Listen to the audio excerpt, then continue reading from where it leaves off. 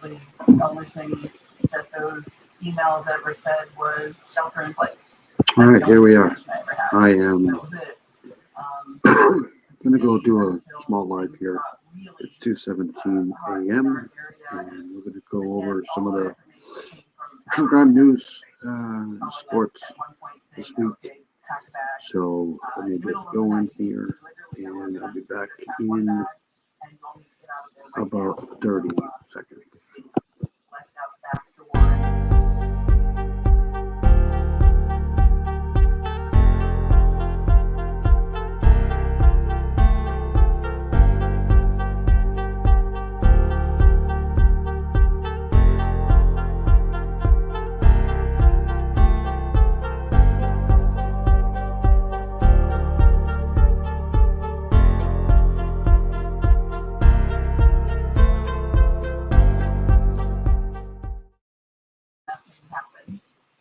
Apparently, the NBC people were taken out, and we were still there. And then a few hours after that, my superintendent basically contacted us again and said, "Everybody downstairs." So we had a quick meeting downstairs with our individual bags, and she had heard, I don't know from where, about the French embassy evacuations, and that they were not exactly French citizens. I mean, obviously they probably had first preference, but they would take anyone, up to a certain number. Obviously, there was only so many people they could fit on whatever they were doing, and that was it. We had to get to the French embassy. We had a very scary drive. We had 4 vehicles, just personal vehicles. Eventually, we got there and stayed sheltered with them for the day. All right, so first thing we're going to do is talk a little bit about sports because it's been a big week. Let me go to, actually, let me get rid of this. The only other thing that we were hearing was, you can at your own risk try to go by land or Sudan or to border with Egypt, but that was even more terrifying. The thought of that, so I was seriously relieved, despite going still past military checkpoints and everything on our way. We had French soldiers with us, not that they were going to get into a giant gun battle with the military in Sudan, but they had, I guess, made arrangements for us to pass through. And then we got to their air base, everybody, back got checked, and got loaded onto a huge C-130. So that basically, once we took off from there, that was a huge relief. All right, let's share the screen. Again, the French were amazing. I cannot thank them enough. There was no other help coming. They get food and water, and then eventually help us get our sort of temporary visas for everybody to kind of scatter out to various hotels in the area while it's open for commercial way home. But yeah, Hosanna, I'm so pleased that you go home safely and you're there with your family. I know that you. All right, so we got the NBA, the NFL draft going yesterday. Thursday was the first round, and the biggest news yesterday was Bryce Young going to Carolina. I think it's a good pick for them. It's the best quarterback they had in the first round, I think.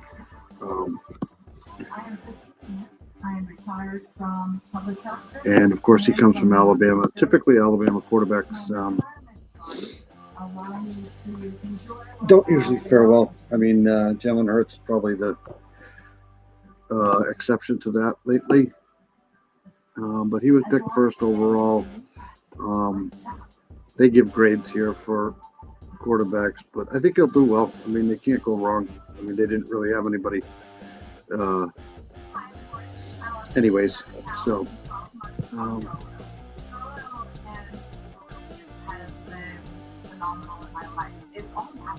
I'm going to shut off my YouTube thing. Number 2, went to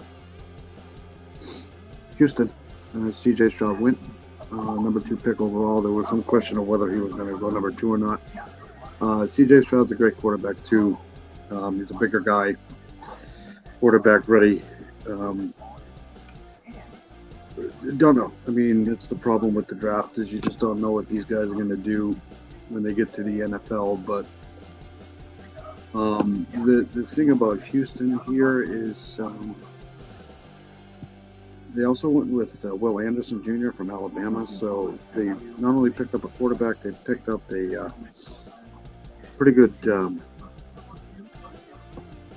defensive player here.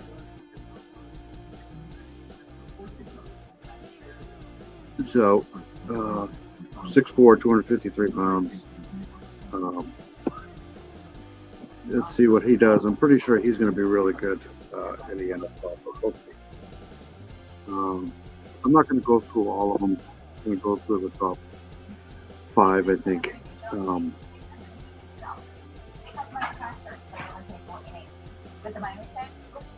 Number 4 went Anthony Richardson from Florida to the Colts, I think. And this guy here, he may be the best overall pick. I don't know. We'll see what happens. But again, he's going to a team that didn't really have a lot of hope. So with him in there, we'll see what happens. But he was picked. I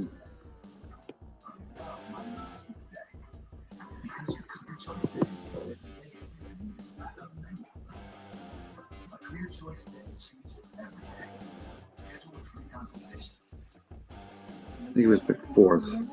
Yep. To go to the Colts. So he's either going to be, this guy's either going to be really good, he's really going to stink. So we'll see. He's definitely got the size and the strength, but I don't know if his arm was all that great in college. He probably won't start next year, but you never know these days here. They want you to come in and play right away. And if you go to a team that doesn't want you to play, the chances are you're probably going to sit on the bench for a while. And Devon Witherspoon went to, this was a good pick for Denver, I think.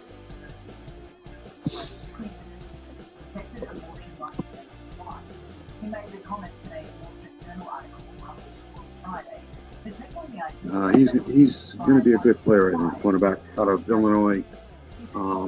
I saw him play a few times. He's really good. We'll see what happens with him, but you can't go wrong picking defense in the draft. You just can't. You need defense and you need offensive linemen. But everybody else is hit or miss, really. But if you're securing your line on defense or offense, you're probably doing a pretty good job. So that's the top 5 in the draft. I don't get really too excited about the draft, but it seems to be the thing these days. It's like I said, the draft sometimes is really good, sometimes it's really bad. But if you're a really good team like Kansas City, you're just looking for extra players. You're not looking to get a player that's going to put you over the top. You've already got a good team, so you're just looking for replacement players in case somebody gets hurt during a year. Or you may be looking for a tight end, you may be looking for a receiver. Who knows? But if you're Kansas City, you have your core team. You don't really need a lot. It's the bad teams that are hoping to strike a home run here with the draft. So that's the NFL. Yeah, we might as well stay with ESPN. We're going to go to the NHL, because I like hockey. Hockey is, I think hockey is the best sport right now because it's the playoffs. So we'll share some scores with you here.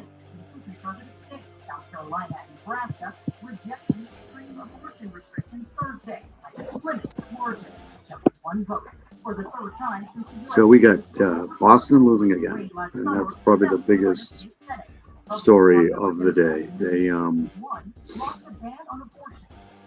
won the record for most games won in a regular season.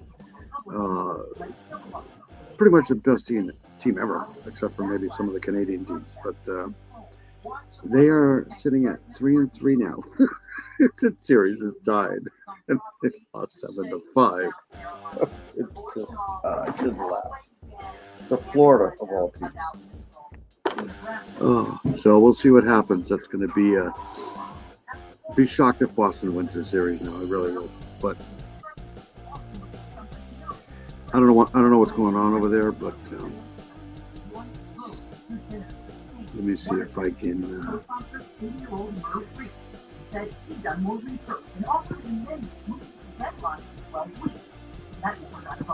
Six weekend appears to be a winner-take-all position, and the pushback will be strong, it will be immediate, and it will be funded heavily. It's now seen in other states. That's me. I don't want that. The Supreme Court's Dobbs ruling gave states the final decision on abortion, and its voters shot Republicans with a resounding rejection of restrictions. All right, let's do this here. But since then, several states have enacted laws severely limiting abortion access, especially in the South. So some states remain tied up in the courts. South Carolina did pass a 6-week abortion ban, but the state Supreme Court struck it down. So as neighboring states shut down access, South Carolina has seen a sharp increase out-of-state patients seeking abortion care. Right now, let's play this one here. It's illegal in both Nebraska and South Carolina until about 20 weeks. My name is Jorge Gaviria, and this is my business, Hacienda. I chose my Spark Cash Plus card from Capital One. Okay, so this is going to be courtesy of ESPN. And this is the go-ahead goal in the Bruins game. Oh.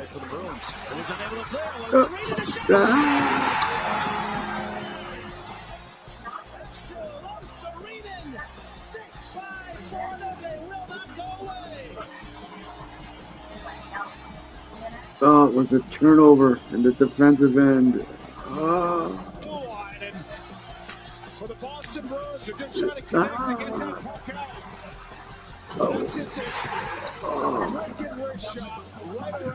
That's awful. As Osterinen sees that puck, you look where he puts it. Oh, it was a block. Sees this the entire way, it looks like. That's awful. And then they emptied they added an empty netter for the 7th goal, but boy, was that an awful defensive play there. It's terrible. Terrible. Terrible. I shouldn't be laughing, but I am. Okay, so let's go here, and we're going to go to the scores again. So we got Boston losing 7-5. That's all tied up now. If the Carolina beating the Islanders 2-1, so that series is over. Carolina wins that series. Dallas wins their series 4-2, and Colorado Avalanche is having a hard time with Seattle. So let's find out what's going on there. They won tonight though, so let's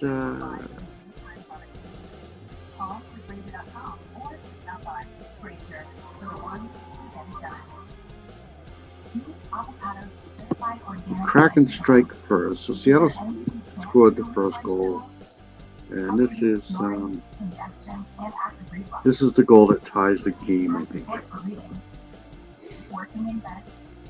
That's going to be loud.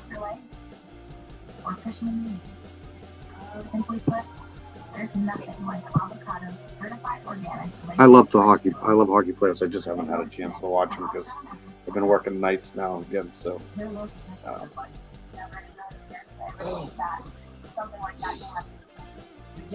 Listeners, ladies and here we go. Taps and compliment each other, helping stop. Given. Still got a piece of Rantanen after the forecheck there. Rodriguez with McKinnon. Applying the brakes. McKinnon looking for a target. One-timer take. Save, rebound, score! It came to the side of the net, and Mikko Rantanen.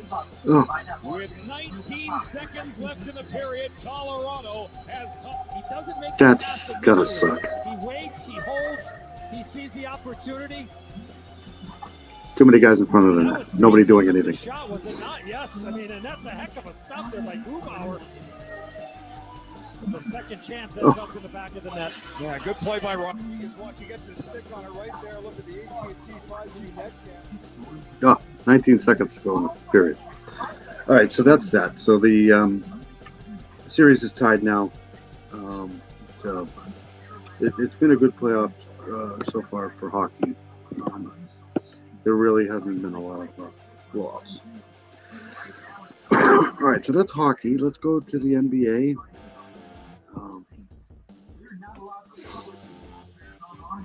So we have the Lakers that just annihilated the Grizzlies tonight. That's around here we hate the Lakers. It's they won 125 to 85, so they win the series now.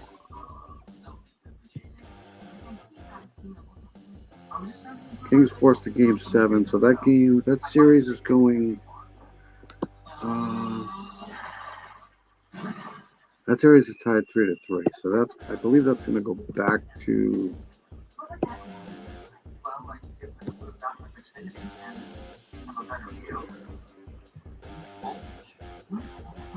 Or does that stay in Sacramento?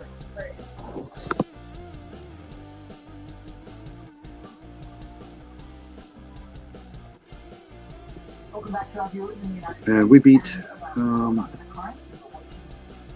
Hawks, finally.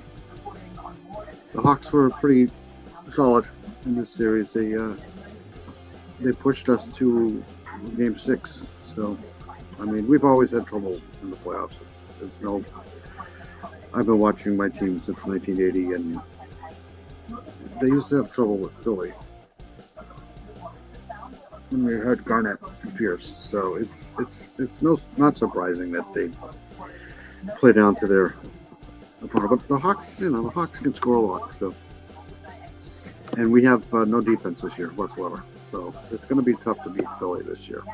But I think we can do it. So that's sports.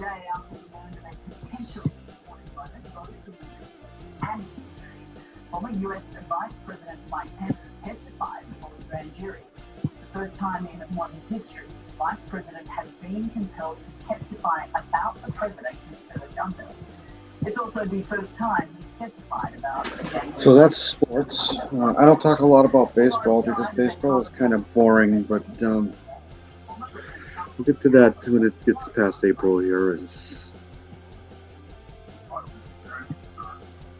In New Hampshire, you really can't see baseball until about June because that's when things actually start to get better weather-wise around here. So it's really hard to believe that people are out there playing baseball right now. It is freaking still cold here and rainy.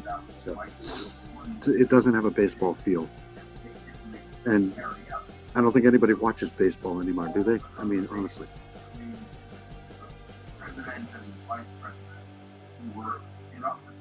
Right, so I'm going to go to Special prosecutor had Mike Pence before the grand jury today, yesterday, taking the Fifth Amendment because he doesn't have any criminal exposure. He wasn't invoking his special role as president of the Senate because the court Okay, so give me a couple seconds and we'll switch gears to true crime here, but I just wanted to give you a rundown of the sports stuff. So I'll be right back.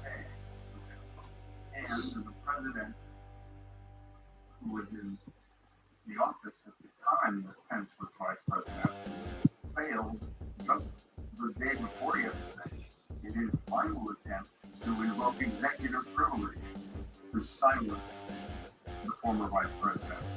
So, Pence was in a position to tell the truth. He really had no alternative. That truth is very damning to the former president. Many thanks to Lawrence Tribe for speaking to CNN. The 2020 2024 presidential field is only beginning to take shape, but President Joe Biden is already facing a Democratic Party challenge from a member of the political dynasty who made a name for himself as an anti-vaccine activist. Robert F. Kennedy Jr. is the son and nephew of two American political leaders assassinated in the 1960s, Senator Robert Kennedy and President John F. Kennedy. He has also promoted false claims about vaccines, even comparing COVID restrictions to Nazi Germany. CNN's Michael Smerconish asked him to consider himself a famous candidate. The New York Times, then reporting on your announcement, said this: Mr. Kennedy is the latest in 10 presidential aspirants from both parties who run the cause for himself. Do you embrace that label, fringe? I'm attention particularly hard. I'm because we are going to win. He was Michael Ford interview with Robert F. Kennedy Jr. Sunday on Smerconish, Eastern, 700 The North Carolina Supreme Court is now controlled by Republicans, and it's just a ruling on gerrymandering made last year when it was resolved by Democrats. That means district boundaries drawn to favor one party over the other will not be allowed.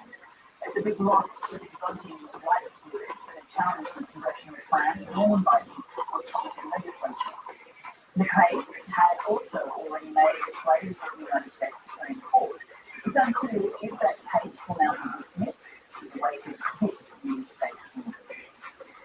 First, the public bank could be in trouble as stocks plummeted about 75% this week.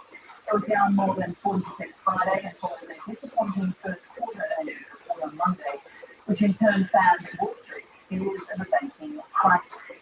The White House had snuffed out any hopes of government intervention, and administration source telling CNN there's no new plans to rescue the First Republic. Reports swirl that the bank will likely go into receivership by the FDIC. This will come just a month after the collapse of the down.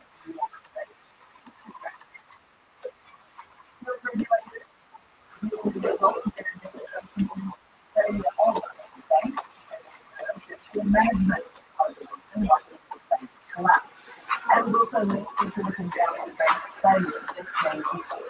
The report pointed to management shortcomings and took some of its own. Here's the CNN to the Herald Sullivan with the latest.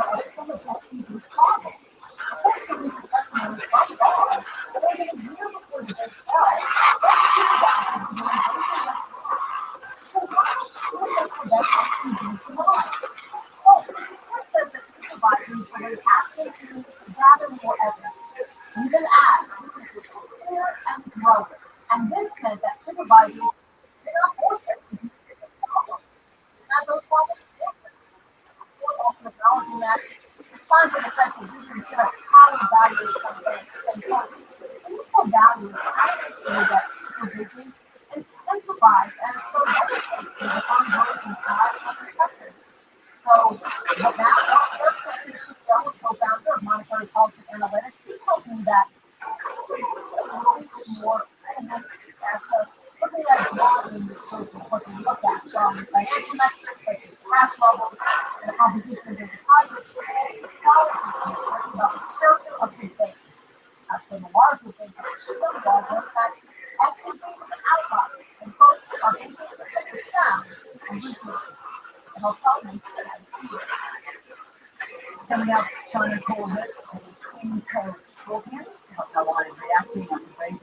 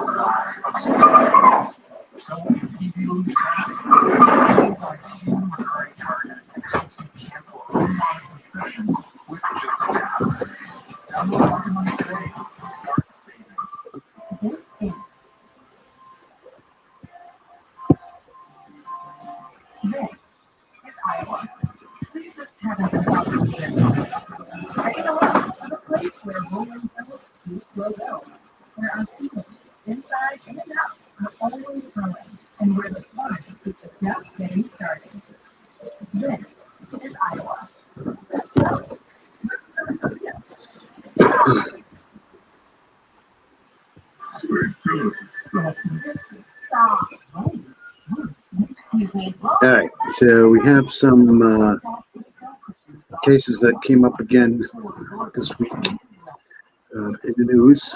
And we're going to go to the Anna Walsh case first. Let me get rid of that. How's my son?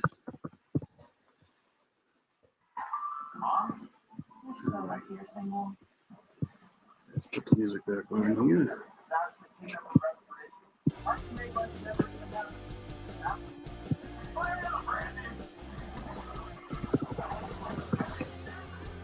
Now this guy here is a real piece of you know what, but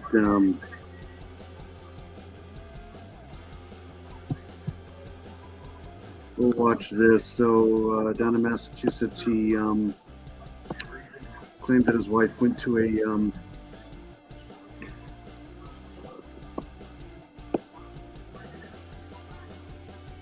I'll let the news do this. So let's go to CBS Boston.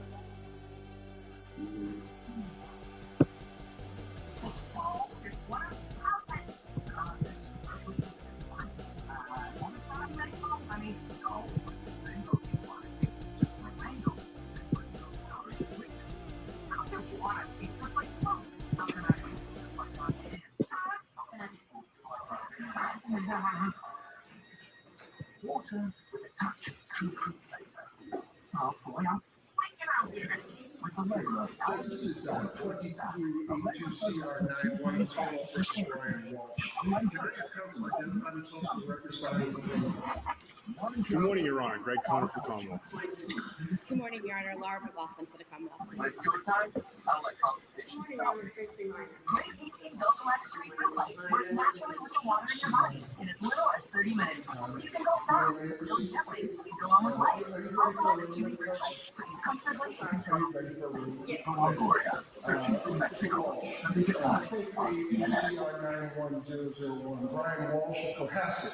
Tensions appear to be increasing at the end of trouble in China after a Chinese military drone. So this guy here is accused of killing his wife, and who knows what he did, but he's like I said, he's innocent until proven guilty, but I think he's guilty.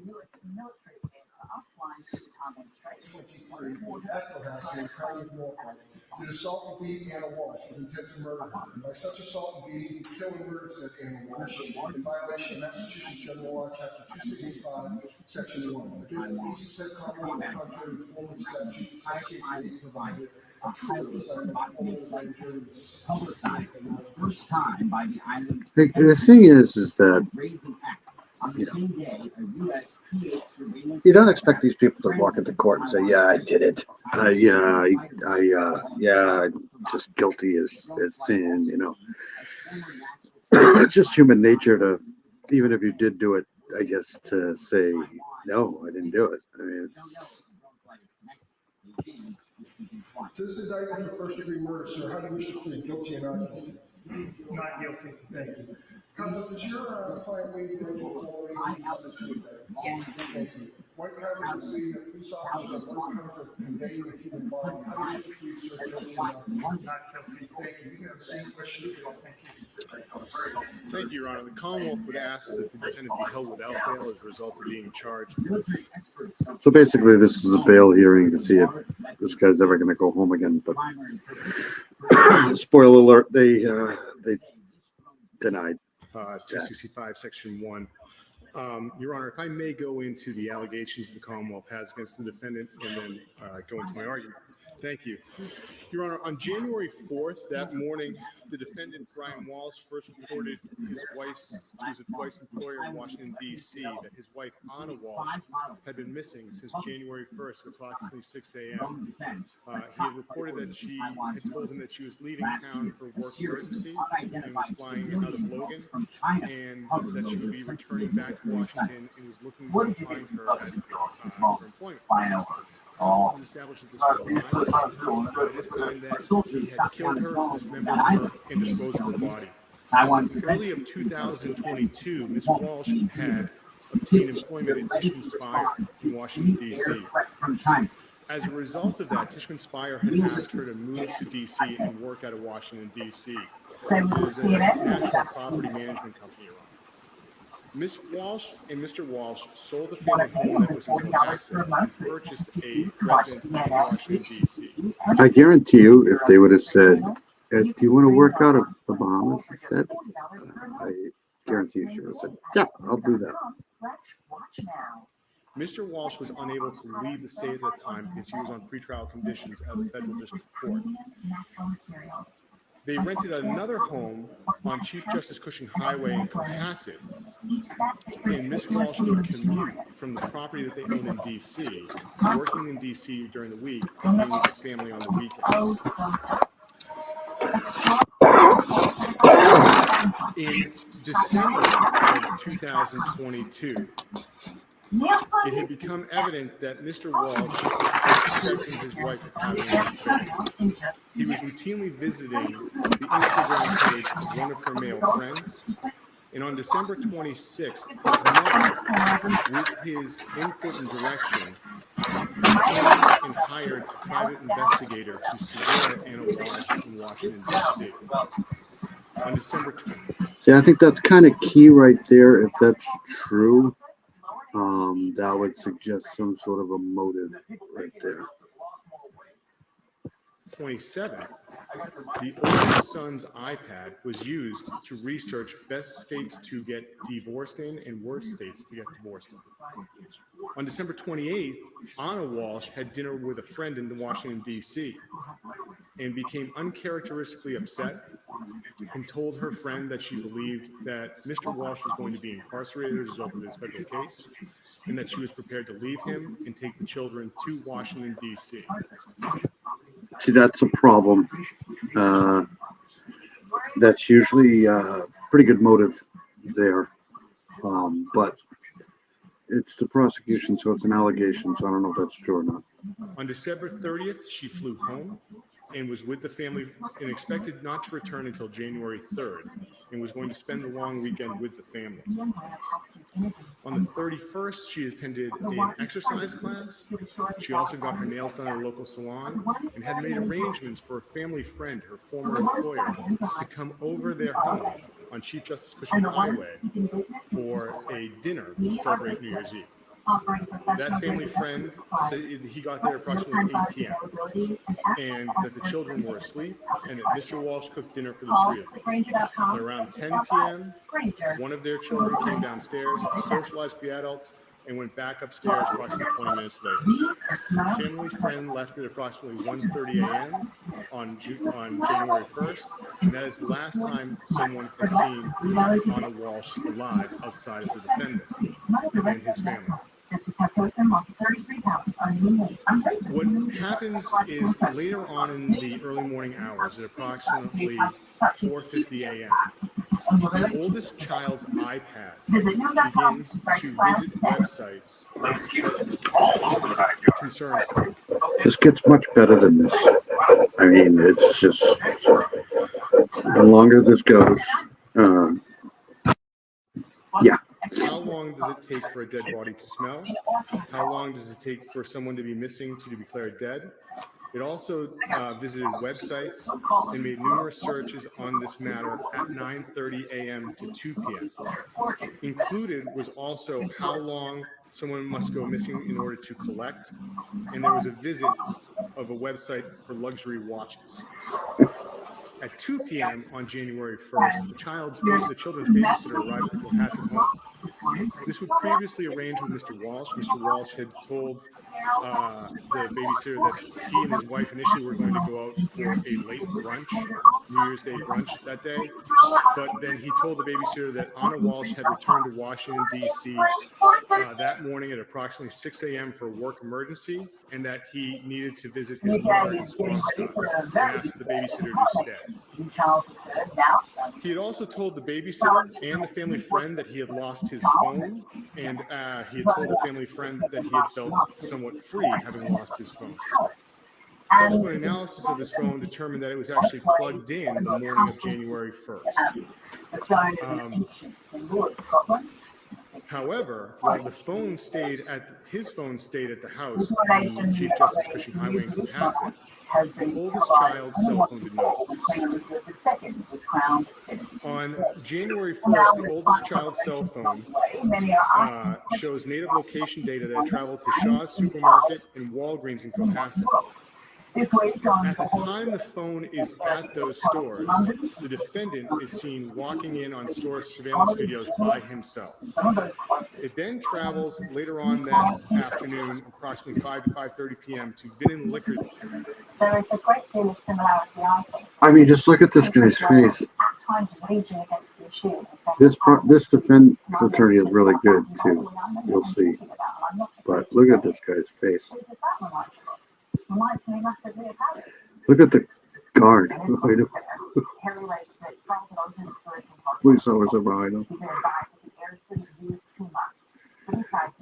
All right, on we go. Is in Swampscott.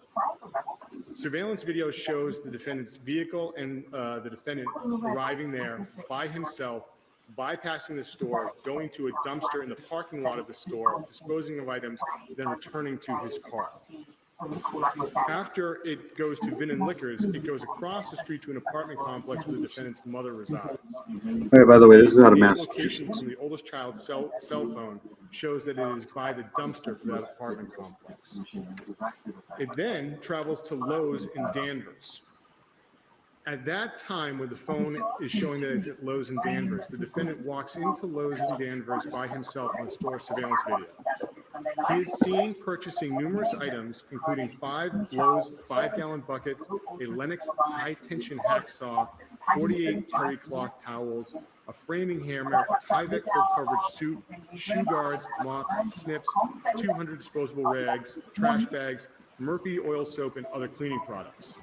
It then travels to CVS in Danvers, where Mr. Walsh is again seen on video by himself purchasing 13 different types of hydrogen peroxide. It then travels to Stop and Shop in Swampscott, where Mr. Walsh can be seen buying 3 64-ounce jugs of ammonia. The device then travels back to Mr. Walsh's mother's apartment. Mr. Walsh's mother stated that he did arrive that evening, informed her that Anna had returned to D.C. for a work emergency. At 7:15 p.m., Ms. Walsh's mother then calls her private investigator and leaves a message indicating that Anna Walsh has returned back to D.C. earlier than expected. Mr. Walsh returned home at approximately 8:30 p.m. on the 1st. At that point in time, the babysitter has left with him with the children who are asleep. From 2 a.m. to approximately 5:30 a.m., the oldest child's iPad searched and visited websites concerning instructions on how to clean blood and DNA from objects, how to remove SIM cards from phones, how to mix ammonia, and search for apartment complex in Brockton, Massachusetts. How can you actually even be able to search stuff like that?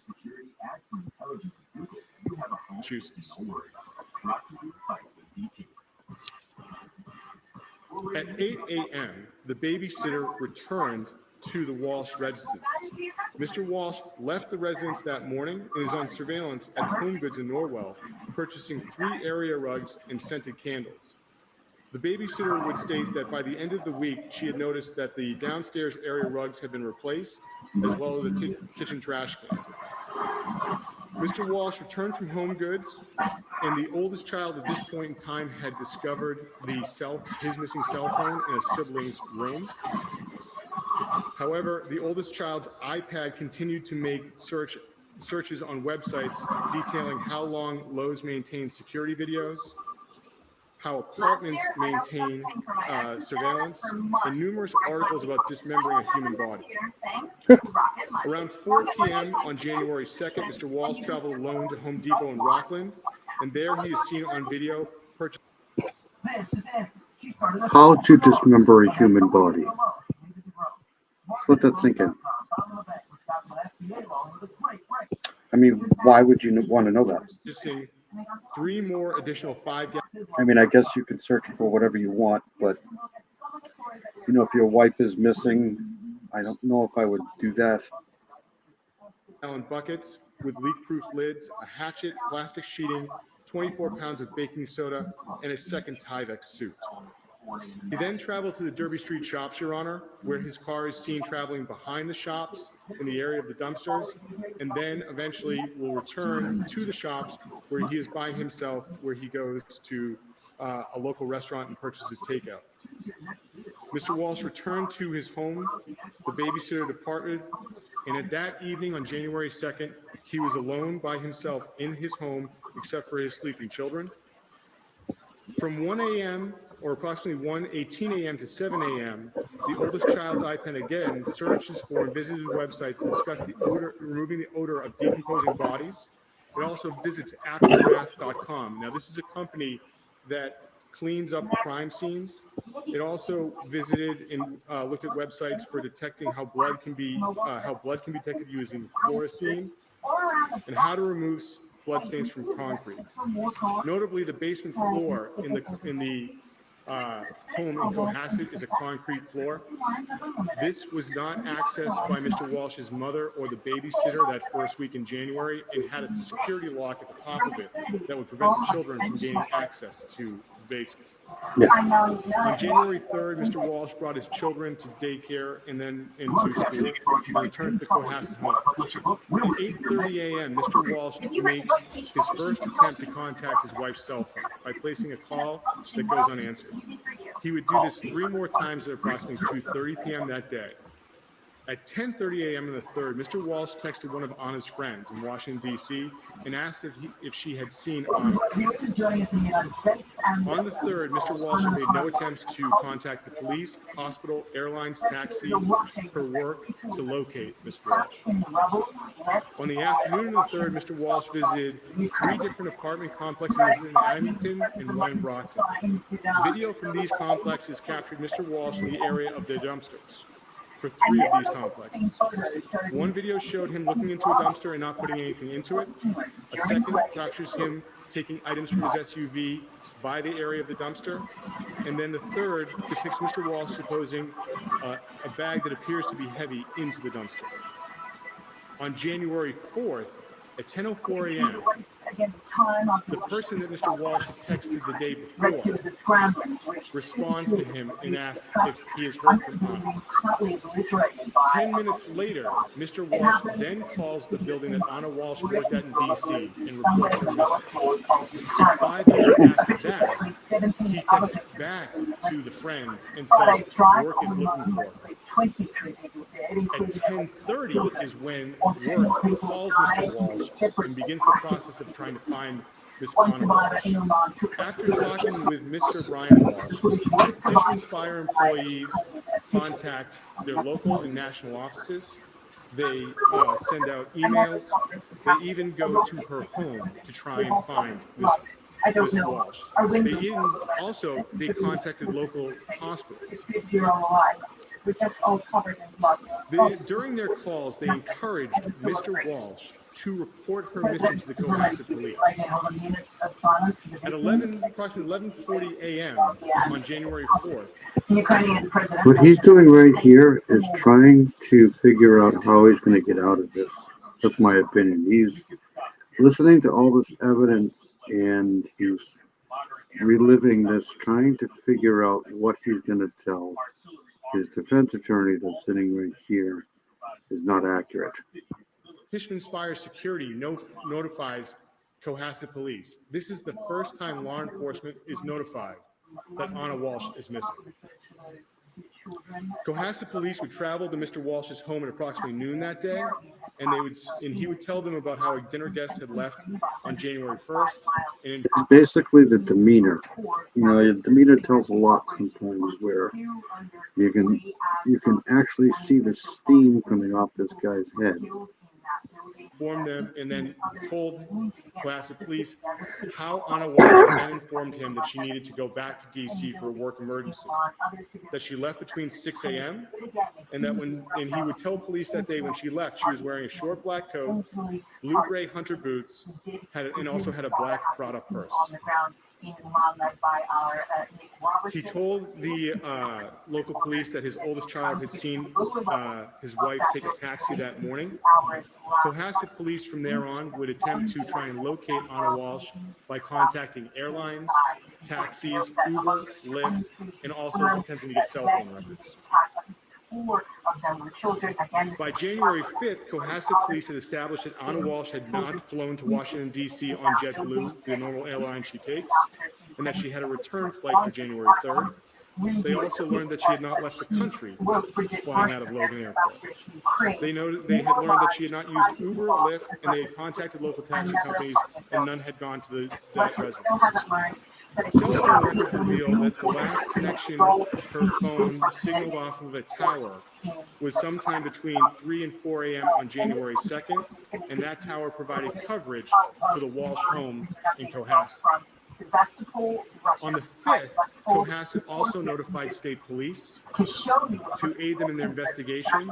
The Massachusetts State Police notified and collected dozens of officers to come and help search the area, which included doing canvases of the area, searching the woods of the area, utilizing a dive team to search the backyard pool and the area. Both Cohasset and state police also sent detectives to Washington, D.C. in an effort to locate Anna Walsh. At approximately 9:30 a.m. on January 5th, while law enforcement is undergoing all this searching, the defendant travels to his mother's apartment building in Swampscott, and his phone shows through native location data that it is in the area of the dumpster. He would then speak to detectives later on that evening, and he would again tell them that Anna Walsh had left for a work emergency between 6 and 7 a.m. on the 1st with a black Prada bag. So this is basically what's going to happen in the Delphi case. This is a bail hearing. So this guy wants bail.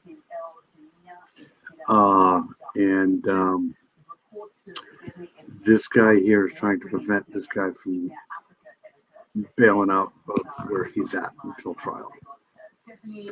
But they're going to read most of the evidence that they have, the discovery that they have, and this is how this is going to go. A short black coat, a Louis Vuitton overnight bag, hunter boots, and potentially an Hermes watch.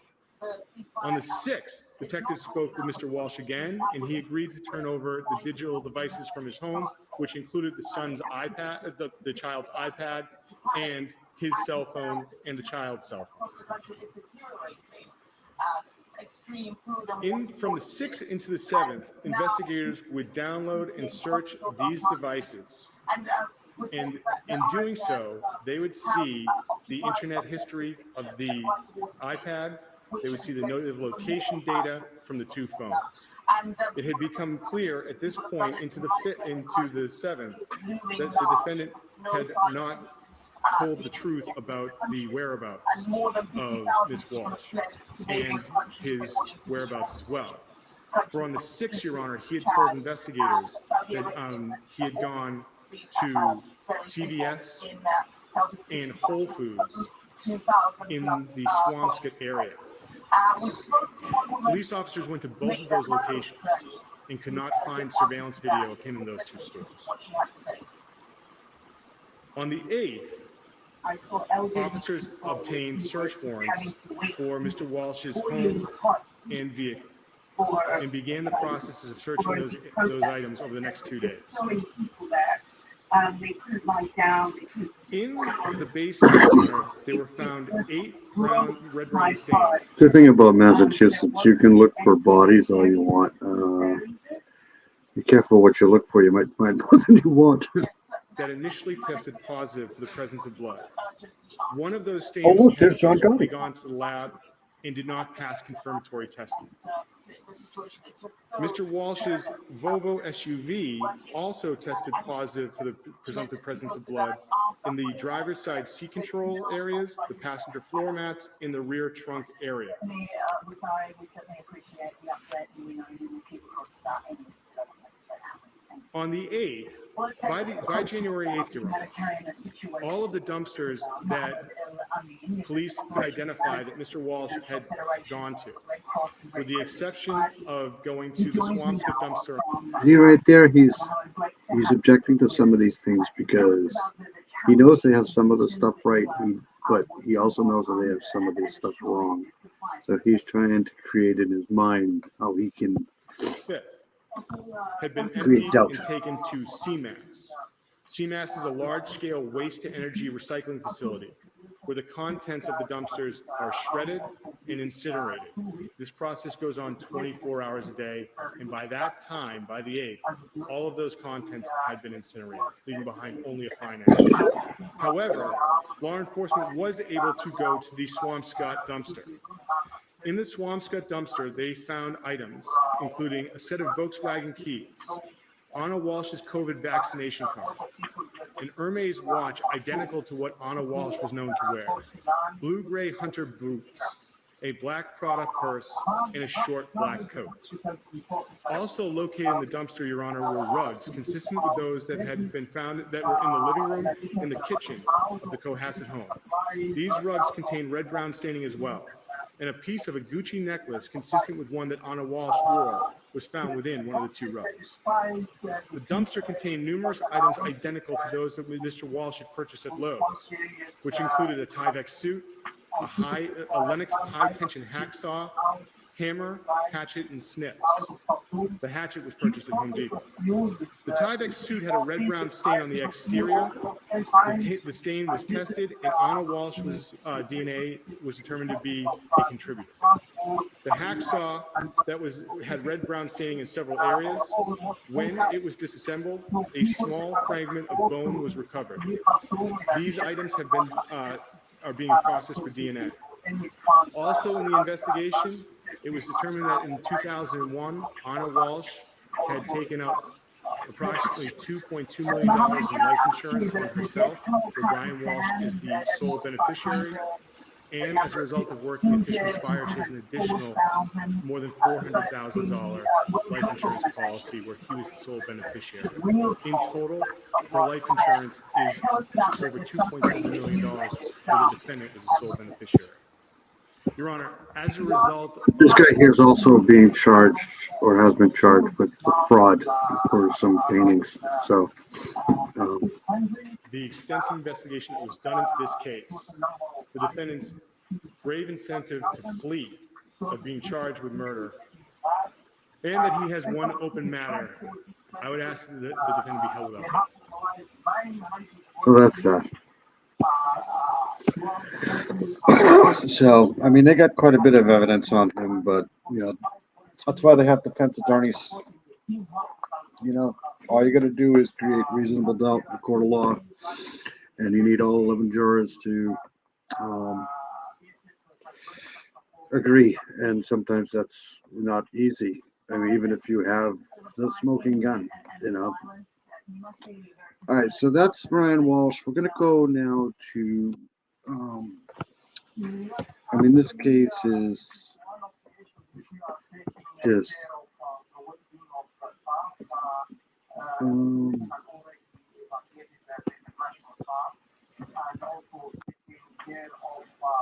let's do a recap.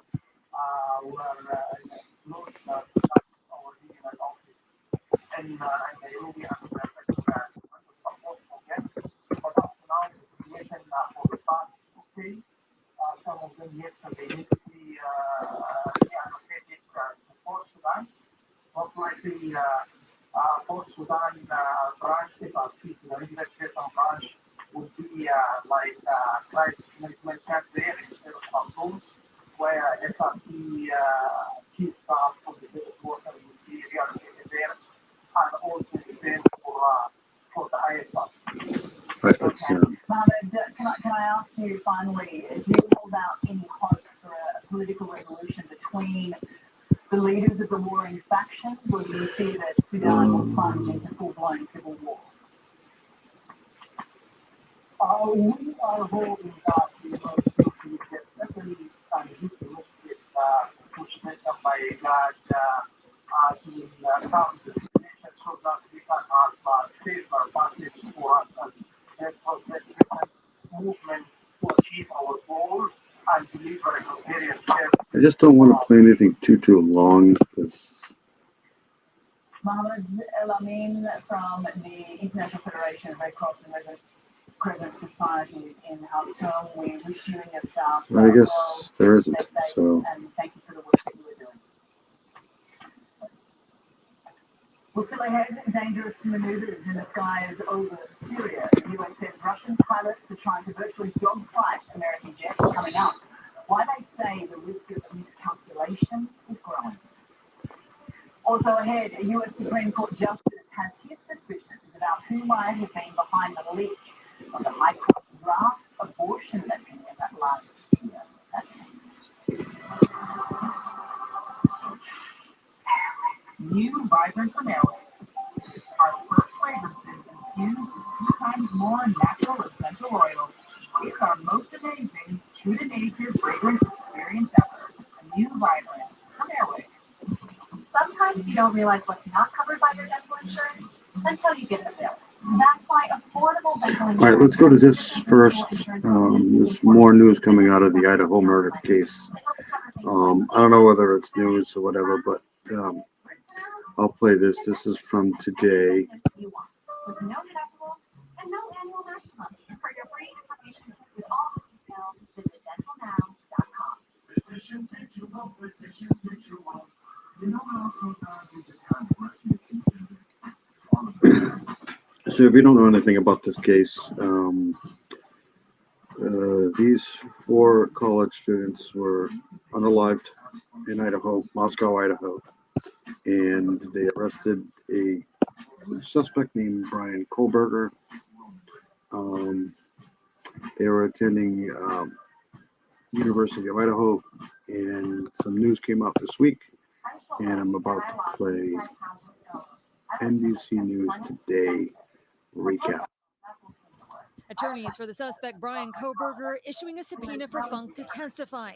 Kohlberger's legal team claiming Funk has survived the stabbing attack inside this house last November. So basically what's happening is one of the survivors that lived down here on the first floor is being subpoenaed by the defense. They left 4 other students dead. Bethany Funk was one of the survivors, and now she's agreeing to be interviewed by the defense in the murder case. Attorneys for the suspect Brian Kohlberger issuing a subpoena for Funk to testify.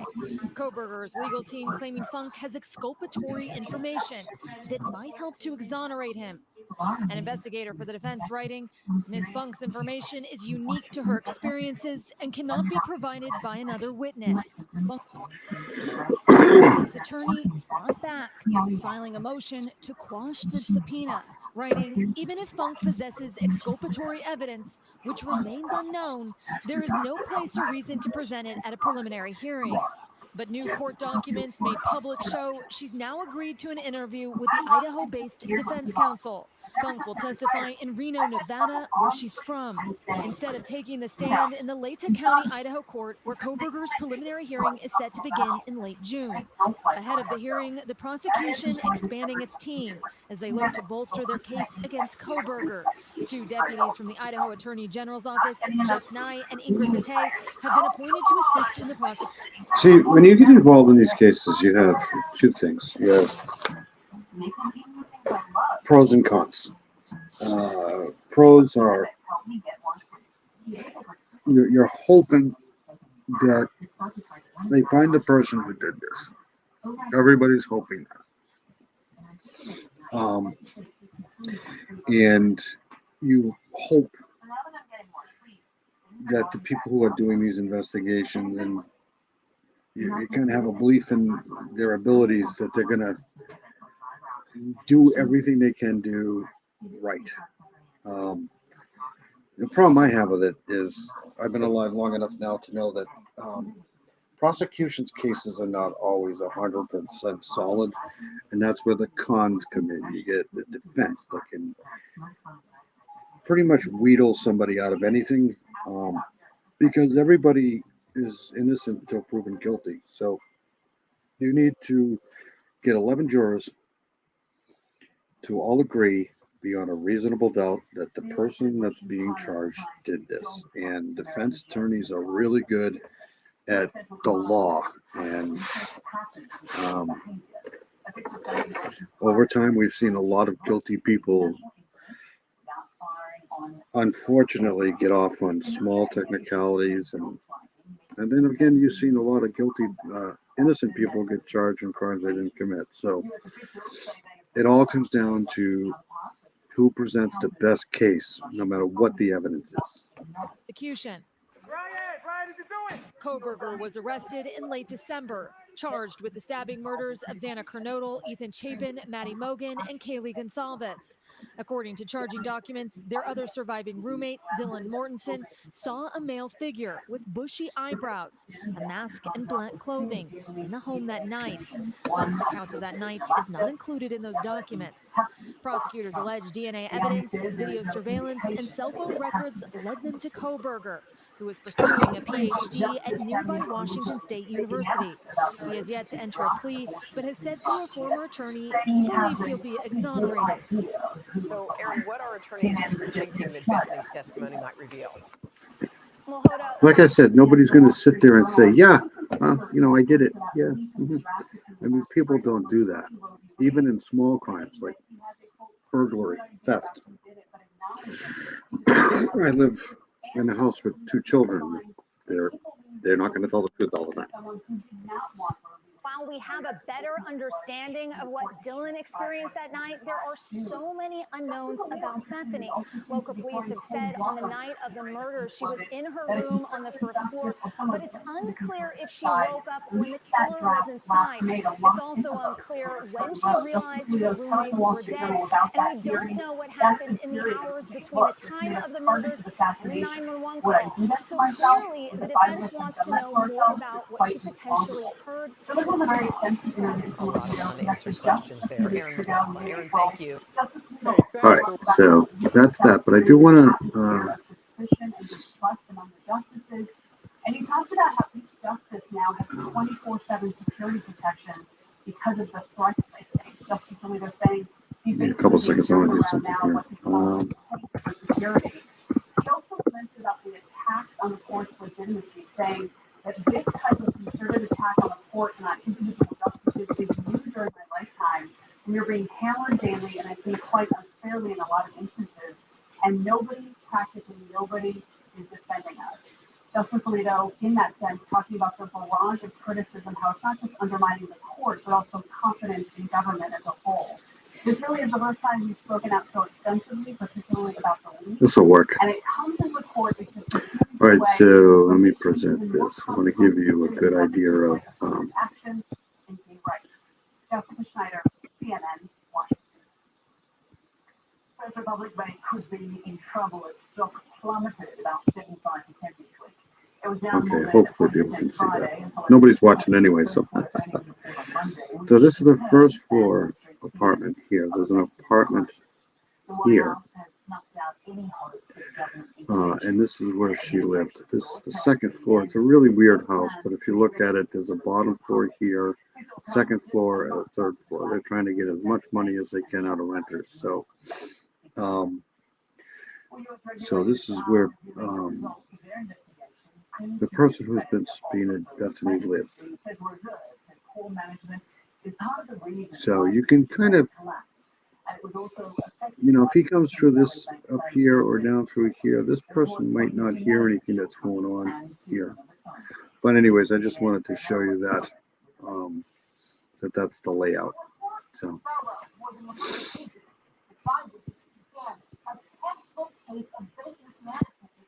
Okay, stop there.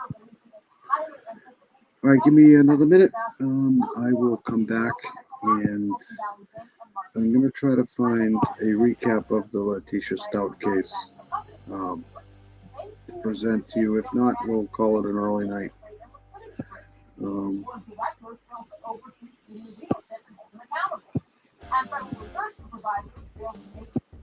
I mean, there's a lot of other stuff going on, but it's 3:30, so.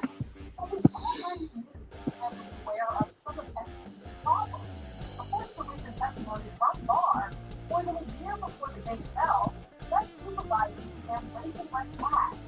So why couldn't they prevent a TV crime? Well, the report says that supervisors delayed action to gather more evidence. Then add, clear and growing. And this meant that supervisors did not fix the problem. None of those problems worsened. The report also acknowledged that signs of effect to reconsider how and value of some things. Say, quote, values how to ensure that supervision intensifies the right cases of our growth inside or contested. So, what now? Well, Jerry Payne, CEO and co-founder of Monetary Policy Analytics, he told me that I think it might be a little bit more holistic as to looking at broadly what they look at from financial metrics such as cash levels and the composition of the deposits to more qualitative metrics about the character of the base. As for the margin business system, Barr wrote that SVB was an outlier, and quote, our banking system is sound and resilient. The most solid U.S. Republican House lawmakers voted to raise the debt limit. It's moving to the Democratic-controlled Senate. We'll have a report from Washington. It's one of those people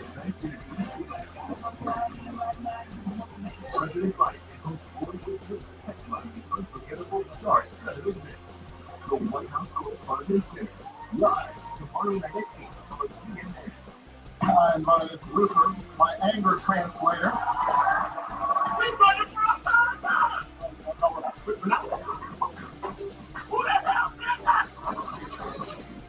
Sunday, May 7th at 9 on CNN.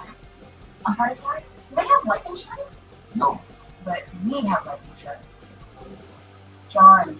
I'm trying to find something we can afford. Fortunately, in only a few minutes, SelectQuote found John a $500,000 policy for only $29 a month, and his wife Ann a $500,000 policy for only $21 a month.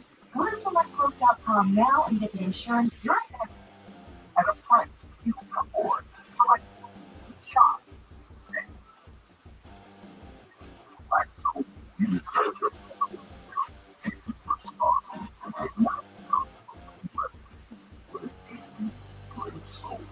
Creating better backyard celebrations, big enough for your whole neighborhood, with an enormous variety of your favorite foods.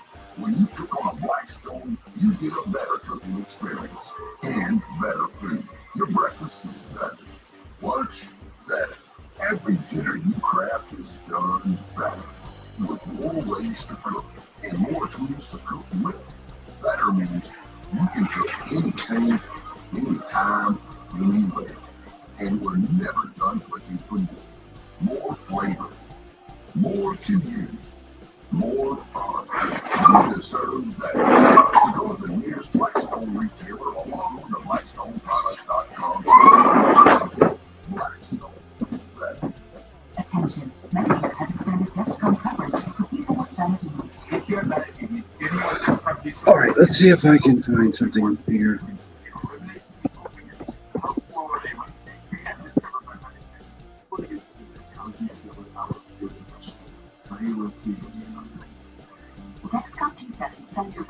Oh yeah, by the way, Jerry Springer died.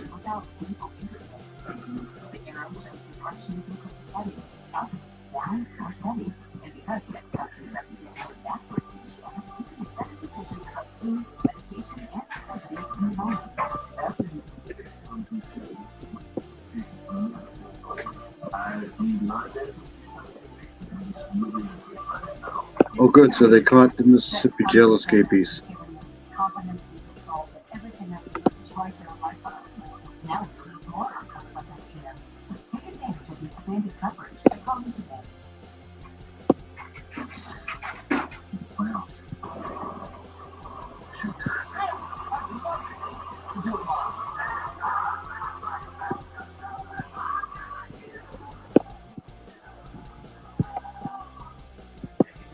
next 12 months, airlines are under tremendous pressure and they're practically giving away their unsold seats.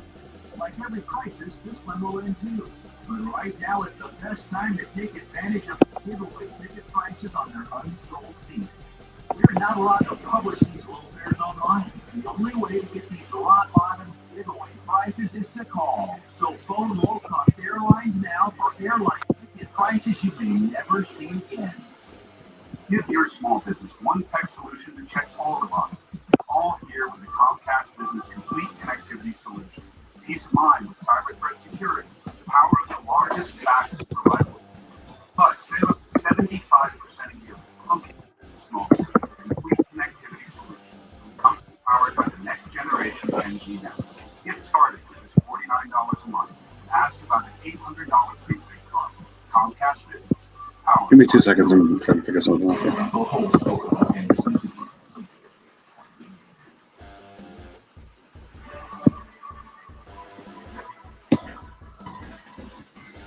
Good to our viewers in the United States and around the world. I'm Anna Curran. You're watching Next Trend. Some U.S. lawmakers are calling for dialogue between the White House and the Capitol to resolve the impasse over raising the debt limit avoiding economic disaster this summer. Well, this after House Republicans voted to raise the debt ceiling for a year in return for spending cuts that would gut President Biden's domestic agenda. CNN's Mona Raju has the story from Washington.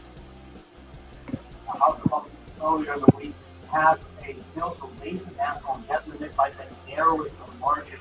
And after 4 Republicans voted against it and approved it, 217 votes in the House, barely getting it through. But that does not necessarily change the dynamic here on Capitol Hill. Because Democrats in the Senate, the House Democrats would not be jeopardy, as well as the President of the United States, all are saying they will not negotiate any sort of debt ceiling increase with House Republicans. They simply just raise the debt limit without any conditions, without any spending cuts, because of the fact that the whole faith in the United States.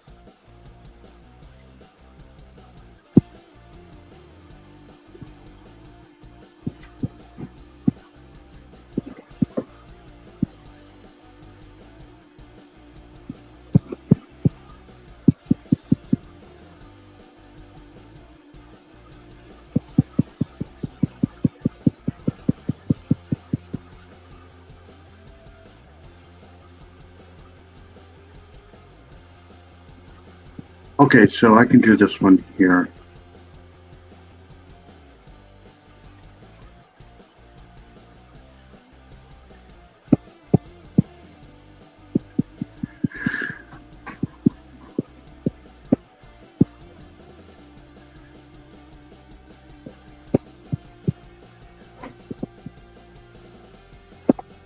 Okay, so let's do this one here. I have problems with my mouse, so that's not helping.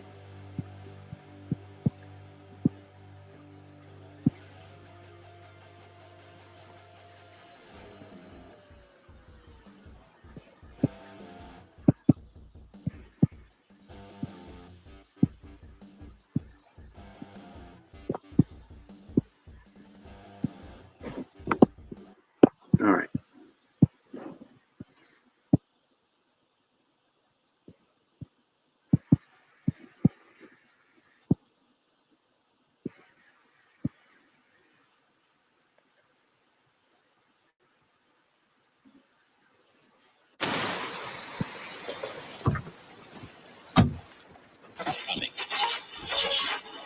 Ray Magliozzi here from New Parts, eBay Motors ensures a guaranteed fit. Hey, Dave. Yep. Wait.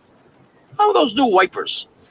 Bridge, the first psychologist to testify in the Letitia Stout trial, took the witness stand today.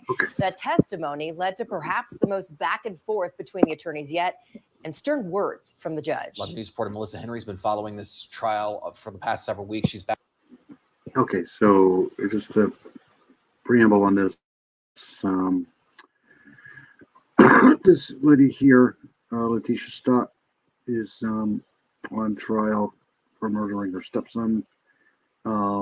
She's pleading not guilty for an insanity plea.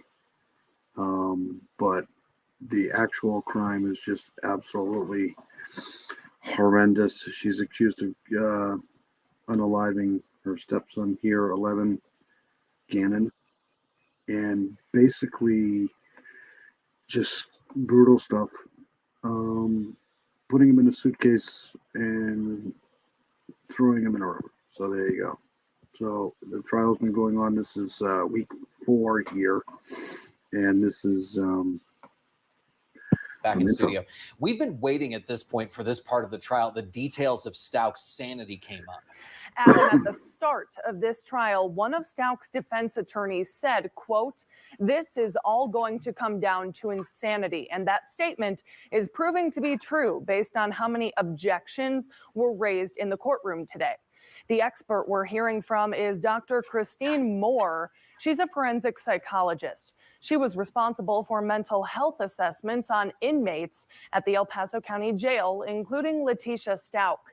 She says Stauch did not show any, quote, overt signs of mental illness until after her plea was changed to not guilty by reason of insanity. What was observed was consistent with somebody who was acting out symptoms as opposed to it being a true diagnosis. Now, the defense questioned Moore, too. They asked her about several issues at the El Paso County Jail, including alleged lawsuits over inmate care and how those issues could have impacted Stauch. This afternoon was full of objections from both sides, so much so that it prompted more action from the judge than we've seen before. Your Honor, I'm objecting under Crawford. This is hearsay. I can't cross-examine this document or the person. Your Honor, he brought this up. Stop, both of you. In what you just heard there were several interactions this afternoon that led up to the judge telling the attorneys there, as you just heard, to essentially stop it. Now, Stauch's attorneys have suggested that she had dissociative identity disorder when Gannon Stauch was killed. Prosecutors are expected to finish up their last few witnesses soon, and then the defense will put on their case. Back to you. Keep following it, Melissa. Thanks. So, like I said, this is the reason why there's defense attorneys, because you know, this person here is guilty. Whether it's an insanity thing or not, I don't know, but